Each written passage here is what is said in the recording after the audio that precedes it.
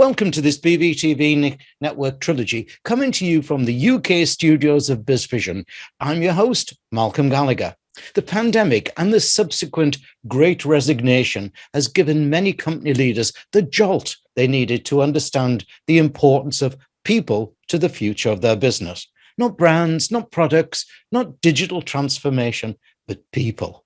I thought, let's cement that in further with a visit to a recruiting firm, breathing new life into the recruitment and talent retention process. From Normine-Lombard, let's say hello to Managing Partner Amanda Normine. Hello, Amanda.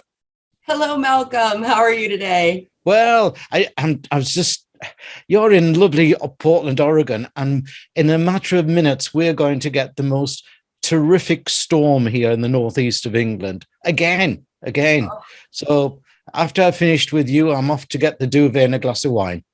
Oh, well, have one for me, please. Oh, all right then. Amanda, the Great Resignation in the USA meant millions of Americans leaving their jobs, in many cases with no jobs to go to. The same has happened the world over, including here in the UK. What do you think caused this mass exodus, and could it have been minimized by, say, better talent management or better HR processes? So I think it's twofold. I think that people left their jobs because there was a little bit of a safety net that our governments created that made that leap, not quite as painful. So allowing that to happen was one piece, but I think it was also out of necessity. And that necessity then bred the change that we're seeing now. Schools were shutting down, daycares were shutting down. A majority of our workforce is made up of families and individuals that have dependents, if you will. And they were forced to reassess their lives by something that was totally out of their control. Yeah. And I think that's what really caused the shift, Yeah. And when you say reassess the life, you mean, are you talking about work-life balance? Absolutely. And not only work-life balance, but they were put in a position, everyone was, where they had to ask their employers for concessions. And they had to go to their employers and be very human, right? Say, hey, my kids are home. I need this.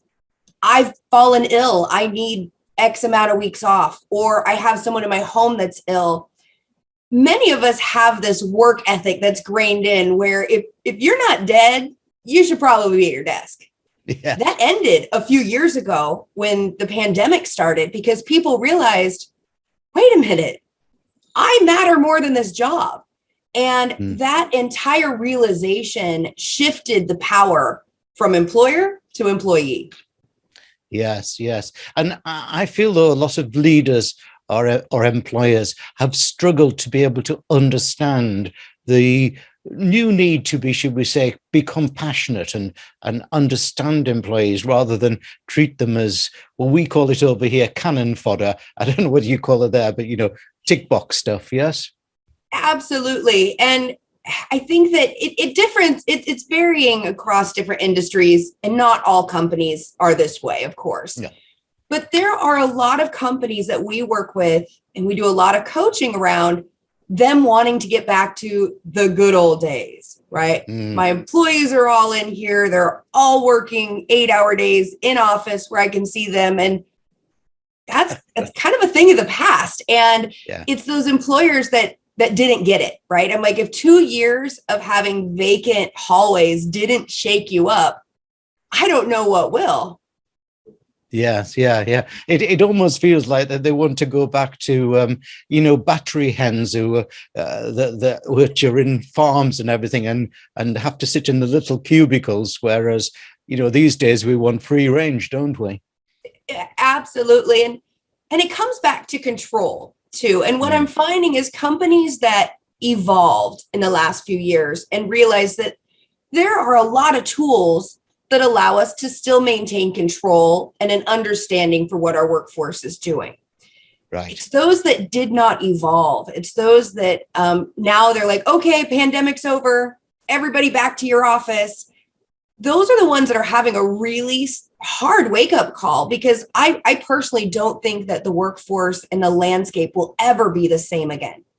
No. We in extra episodes, we're going to talk about what employees are wanting these days. But have you found it easier or not for employees to start to change that thinking, or has there been a lot of resistance? It really is an interesting way. It feels like everyone has changed in some way, shape, or form. And we don't go through an offer without having employee demands or candidate demands that are far beyond what we were used to seeing.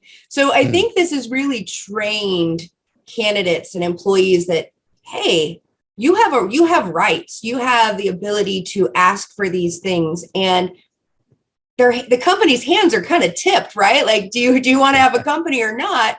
So they're being forced, and it is almost through that, that you're giving that little bit of power, and then you give a little more and a little more. And we've almost seen in some instances where the demands have kind of grown to a point where you're like, whoa, do you really need that? Or is this, it's just really changed, and that power shift is almost scary on my side, because I represent clients, and I'm often going to them, begging them to see the light, because candidates are in control. Yeah, excellent. Thanks, Amanda. Now, let's give viewers and listeners details of your URL, your website address, which obviously viewers you can see on the screen behind me. But for listeners, let me spell it out. It's all the W's. Normine, which is Normina, Normine-Lombard, Lombard, Normine-Lombard.com. Now, go there and you'll see the difference that I talked about this firm that Amanda is the managing partner of. I'll let you work it out for yourself, but here's the hint. Look at the team pick and check out their 5-step process. In episode 2, I want to chat with Amanda about what I believe is a total switch around in who is in the recruitment driving seat. Don't miss it. But for now, thanks, Amanda, for a great and informative episode 1. Thank you so much.